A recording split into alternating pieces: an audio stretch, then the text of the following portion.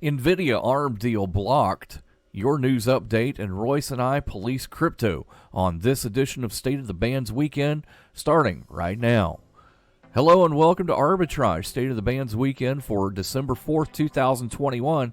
I'm Joshua Stark. America's employers slowed the pace of their hiring in November, adding 210,000 jobs, the lowest monthly gain in nearly a year. But Friday's report from the Labor Department also showed the nation's unemployment rate tumbled from 4.6 to 4.2%, evidence that many people reported that they had a job. That is a historically low jobless rate, though still above the pre-pandemic level of 3.5%. Overall, the November jobs figures point to a job market and an economic recovery that look resilient, though under threat from a spike in inflation. Federal Trade Commission on Thursday sued to block graphics chip maker NVIDIA's $40 billion purchase of chip designer Arm, saying the deal would create a powerful company that could hurt the growth of new technologies. NVIDIA Corp., based in Santa Clara, California, said in 2020 that it was buying United Kingdom-based Arm Limited from Japanese technology giant SoftBank to create the world's premier computing company for the age of AI. But the deal immediately raised concerns that Arm would abandon its business model of licensing chip designs to hundreds of tech companies, including many of NVIDIA's competitors. A disinformation network with ties to China used hundreds of fake social media accounts, including one belonging to a fictitious Swiss biologist, to spread unfounded claim that the U.S. pressured scientists to blame China for the coronavirus, Facebook said Wednesday. Facebook did not directly attribute the network to the Chinese government, but it noted employees of Chinese state-run companies and the country's state-run media worked to amplify the misleading claims, which were soon the subject of news headlines in China. In effect, it worked like an online hall of mirrors, endlessly reflecting the original fake persona and its anti-U.S. disinformation, according to Ben Nemo, who leads investigations into disinformation at Meta, the parent company of Facebook and Instagram. The operation began in July when a Facebook account was created in the name of Wilson Edwards, a self-professed Swiss biologist. That same day, the account user claimed, without evidence, that U.S. officials were using enormous pressure and even intimidation to get scientists to back calls for renewed investigations into the origin of the virus. In northern Denmark, an IKEA showroom turned into a vast bedroom. 6 customers and about 24 employees were stranded by a snowstorm and spent the night in the store, sleeping in the beds that are usually on show. Up to 30 centimeters or 12 inches of snow fell, trapping the customers and employees when the department store in Aalborg closed on Wednesday evening. We slept in the furniture exhibitions and our showroom on the first floor, where we have beds, mattresses, and sofa beds, store manager Peter Elmos told the Extra Bladet tabloid. People could pick the exact bed they've always wanted to try. Elmos said they spent the evening watching television and eating, adding it went super well. It's been a good night. All fun. More after this on Arbitrage, State of the Bands Weekend. Make sure you stick around. It's Thursday night, and you're grabbing drinks with some friends. Started off with a pitcher for the table, which quickly becomes 2. There's pool. And there's the photo booth. All right, everybody squeeze in. Say cheese! Followed naturally by an order of wings. And another. Can we get some extra ranch sauce? Then there's the ceremonial nightcap. So what are we doing this weekend? And lastly, it's back to the car, which, if you're buzzed,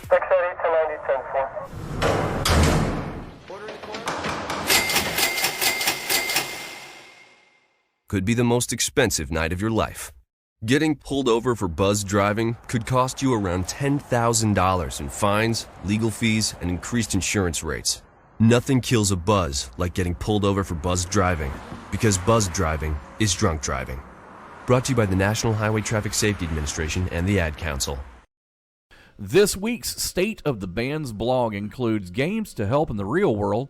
We talk to our CMO, and Royce and I talk about crypto law enforcement.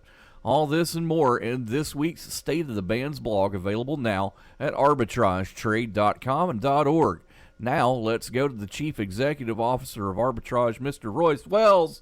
Royce, played any good games lately? League of Legends. Played any good games lately? Okay, fine. I've been looking at this new samurai themed game. Maybe you've heard of it? Oh, you're talking about Sekiro. No, I'm talking about Ghost of Tsushima. Also, another great samurai game. Always got them confused. Yeah, I mean, they I believe they run the 2021 Gamer Developers Choice Award. Yes, and the Game Awards for 2020. Nice. Well, do you know about the Watasumi Shrine that's in there? No, it's actually not part of the game.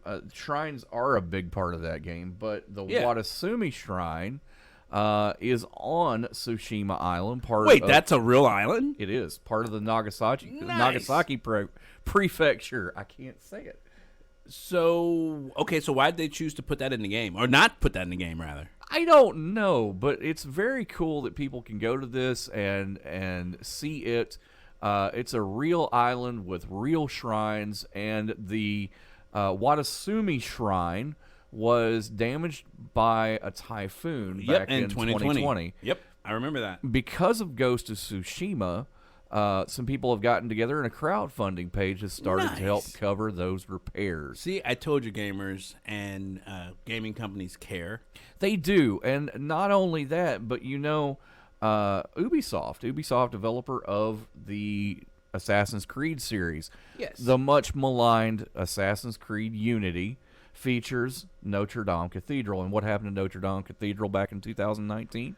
It had a little bit of a fire. Had a little bit of an oopsie, didn't it? Yeah. Emmanuel Macron said, we are going to rebuild it. He immediately swore this. But Assassin's Creed Unity, of course, featured it. And all of a sudden, Ubisoft comes up with $566,000 to help with that restoration. Man, that is a beautiful story. I love the fact that the game developers and companies are willing to basically make sure that what's in the game still remains a monument or a fixture in the real world, so that way people do get the opportunity to go actually really go see it. So Assassin's Creed Unity, it was derided when it came out because, it had bugs and optimization problems, microtransactions, the companion app, a controversy over lack of women character models, Man, Debbie Downer. But for the most part, the Assassin's Creed line is generally historically accurate. So they had a great model of the Notre Dame Cathedral, and now Ubisoft is helping out. Man, I love that. More after this on Arbitrage State of the Bands Weekend. Wouldn't it be great if life came with a remote control? You could hit pause when you needed to, or hit rewind, like that time you knocked down that wasp's nest. Uh-oh. Well, life doesn't always give you time to change the outcome, but prediabetes does. With early diagnosis and a few healthy changes, you can stop prediabetes before it leads to type 2 diabetes. To learn your risk, take the 1-minute test today at doihaveprediabetes.org. Brought to you by the Ad Council and its prediabetes awareness partners.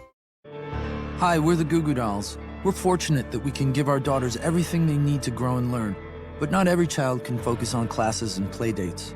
Nearly 13 million kids in the U.S. face hunger. That's 1 in 6. School lunch might be their only meal each day, and it's heartbreaking to imagine any child going to bed hungry.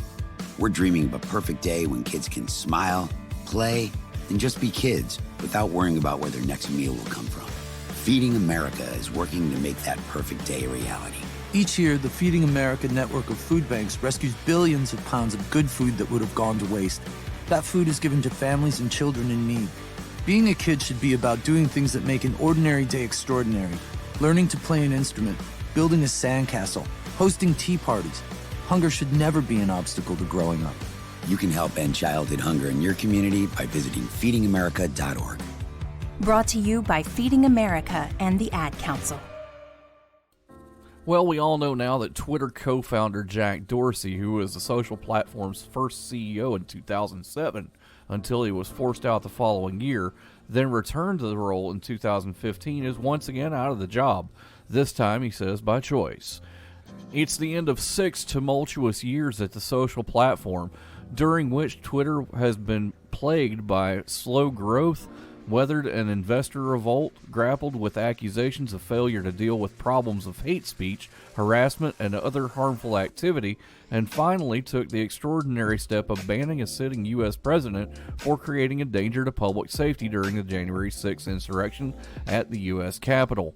In a letter posted on his Twitter account, Dorsey said he was really sad, but really happy about leaving the company and that it was his decision.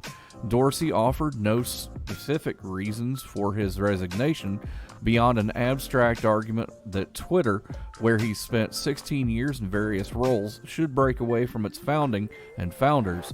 Dependence on company founders, he wrote, is severely limiting. Twitter named its current chief technology officer, Parag Agrawal, as CEO effective Monday. Dorsey will remain on the board until his term expires in 2022.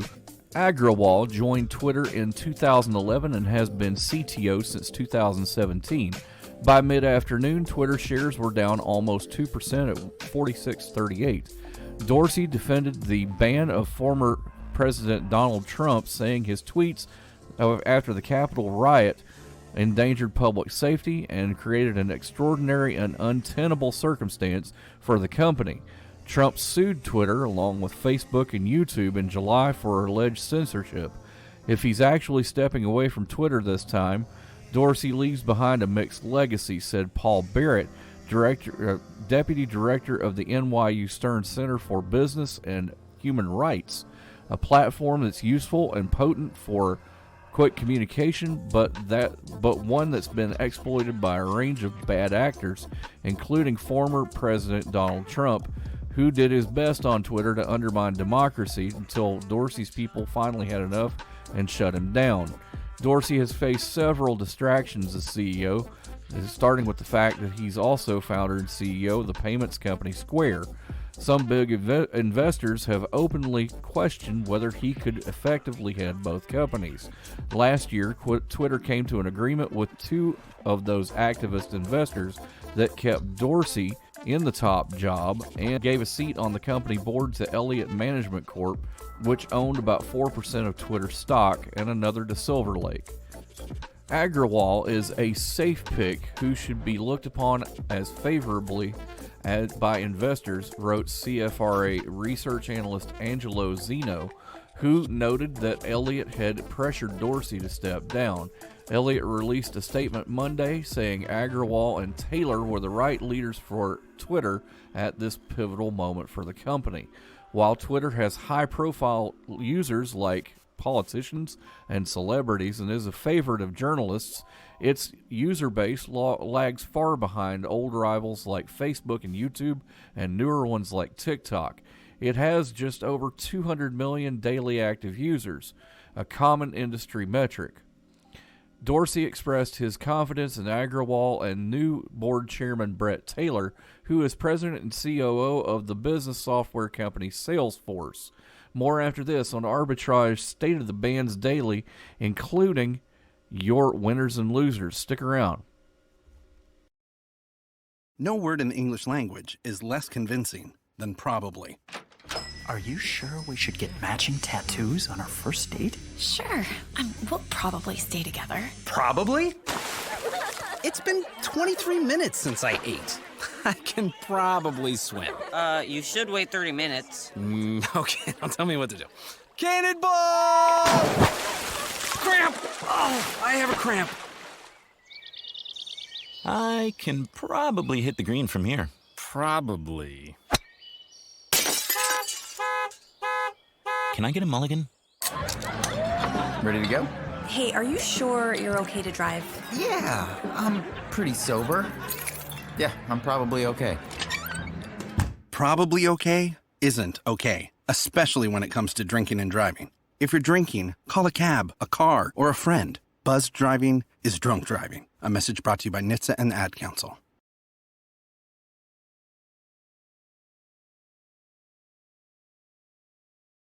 We're sitting here with Annette Egner, who is our Chief Marketing Officer at Arbitrage. Welcome to the show, Annette. Hello. Hello. All right, so what's your job here? Obviously, I'm the Chief Marketing Officer. I just said that, didn't I? You did, but I didn't start out there. I started out as the VP of Marketing and Sales for the company and was recently promoted, and I believe it was July. Good for you. Well, thank you. I was too. I know. Isn't that cool? All right, so what led you here?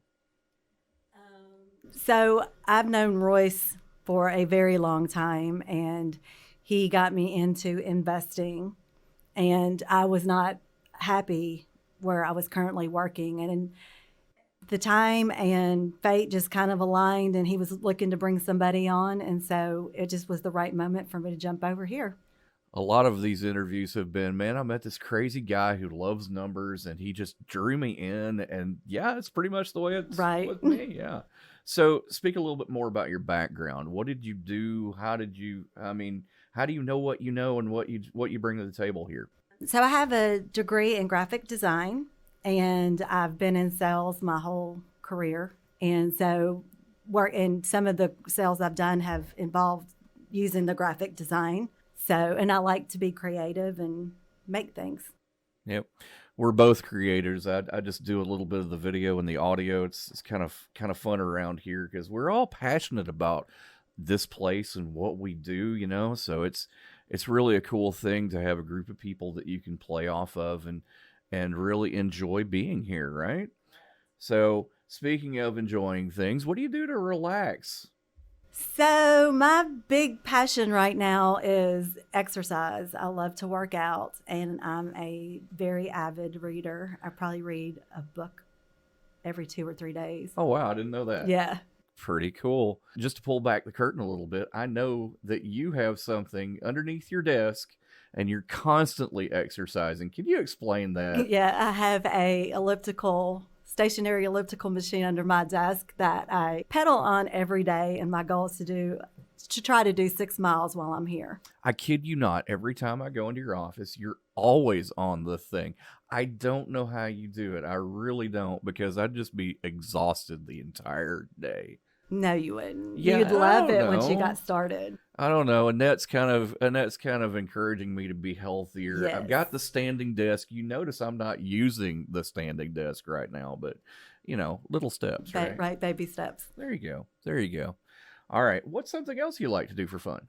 Well, I'm very into the arts, like theater and concerts, but that's kind of been put on hold. It has, hasn't it? Yeah, but it's starting to open up just a little bit. So I'm actually going to see my first show at the Orpheum. I think it's February. So I'm really excited about that. Okay, what show? I think it's Hadestown. Oh, I saw that maybe last year or year before last. They were huge in the Tonys. Yeah. It's an amazing show. I'm so excited. Yeah. So we're all about money here. And, it's one of those things that you have to survive. But it's something we enjoy talking about because we like to see people who are successful. We like to help people succeed around here. It's what arbitrage is. If you had unlimited money, what's the first thing you would do and why? The first thing I would do would be book a trip to Italy. That has been my dream vacation place for many, many years, and I have not made it over there yet. So Italy's amazing, I've heard. I kind of want to do the European thing, though. I want to go to England. I want to go to France. I want to go to all those places around there. Very cool. It's another thing that's going to open up, hopefully soon. Hopefully soon. But Annette, it's been great to have you in the studio today. Thank you so much for coming to see us. Thank you, Josh. More after this on Arbitrage Weekend. Stick around. See on page 4 that the projections need to be tornado next Thursday. Seriously? Thursday? Can't do that. This is really inconvenient. I have yoga that day. I have no time for this. So. I can't do Thursday, but I can do Friday. Disasters don't plan ahead. You can. Talk to your loved ones about how you're going to be ready in an emergency. Don't wait. Communicate. Get those checkbooks out, investors. It's Winners and Losers Banking Edition. This winter, up 16%, provides various commercial and consumer banking services. The company accepts various deposit products like checking, savings, demand deposit, money market deposit, term certificate, and individual retirement accounts, as well as certificates of deposit. United Bank shares, symbol UBOH, starts at $26.34 a share. Next, this winter, up 9%, provides general retail and commercial banking services to individuals, businesses, associations and organizations, and governmental authorities in Virginia. It offers checking, savings, individual retirement and health care savings accounts, as well as overtime deposits, including money market accounts and certificates of deposit. Bank of the James Financial Group, symbol BOTJ, starts at $16.40 a share. Last, this winter, up 6%, provides various consumer, mortgage, and commercial financial products. It offers retail banking services such as demand, savings, and time deposits, checking and money market accounts, secured and unsecured consumer loans, and mortgage loans and safe deposit boxes, holiday club accounts, and money orders. Ameriserve Financial, symbol ASRV, starts at $144.99 a share. Losers this week, down 8%. Siebert Financial engages in the retail discount brokerage and investment advisory businesses. It offers discount brokerage services, including a traditional trading through a broker on the telephone or through the internet to retail clients, securities lending, equity stock plans, and market-making services, independent retail execution services, retail customer services, and various value-added services such as access to account information. With symbol SIEB, it starts at $2.82 a share. And last, at 5% down, Canadian Imperial Bank of Commerce provides various financial products and services to personal, business, private sector, public sector, and institutional clients in Canada, the United States, and internationally. The company operates through 4 strategic business units: Canadian Personal and Business Banking, Canadian Commercial Banking and Wealth Management, U.S. Commercial Banking and Wealth Management, and Capital Markets. With symbol CM, it starts at $114.08 a share. Winners and Losers is provided for informational purposes only and does not constitute advice in trading. Percentages and stock prices were current as of time of recording. Arbitrage Trade Analytics, LLC is solely responsible for the content of this podcast, but you should seek out the assistance of a licensed professional for investment advice. More after this. Stick around.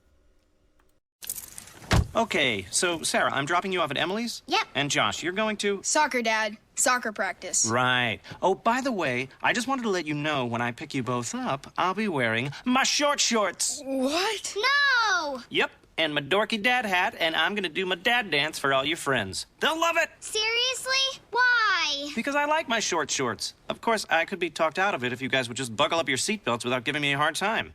It's important to get your kids to buckle up for safety, no matter what it takes. And sometimes, all it takes is your parental powers of persuasion. Okay, we're buckling up. See, all buckled. Good choice. I'll just have to do my dad dance at dinner time. What? No! Do what you have to make sure your kids are wearing their seatbelts, even on short drives. Never give up until they buckle up. A message from the National Highway Traffic Safety Administration and the Ad Council. Visit safercar.gov/kidsbuckleup for more information. Adopt US Kids presents What to Expect When You're Expecting a Teenager. Learning the lingo. Jelly. Jelly adjective. Jelly is a shorter, better way to say jealous. As in, Chloe, I am like so jelly of your unicorn phone case. You don't have to speak teen to be a perfect parent. Thousands of teens in foster care will love you just the same. Visit adoptuskids.org, brought to you by the U.S. Department of Health and Human Services, Adopt US Kids, and the Ad Council.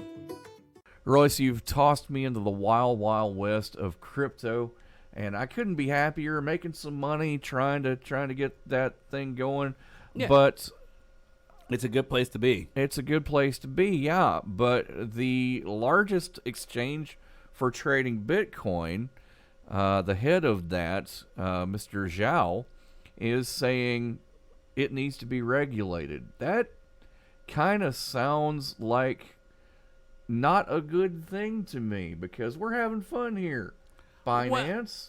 Right? So Binance is huge, right? The only thing is with Binance, did you know that they limit what you can do in the U.S.? A lot of people can't. There's Binance.com and then there's Binance.us. And so Binance.com lets you trade a myriad of other coins that Binance.us does not have access to, right? Really? Yeah, I think that they're asking for regulations because more people are stepping up to the table that basically may not be from where they are coming from. Meaning like the crypto.coms of the world, the Coinbases of the world. Basically, more exchanges are popping up, and because these exchanges are popping up, people are handling, and it's supposed to be decentralized, but by you making these giant exchanges where people are being forced to go, you're actually making it very much so governed. You're centralizing the decentralization. Yes, and think about the guys that were out there, the pioneers, the Binance of the world, that basically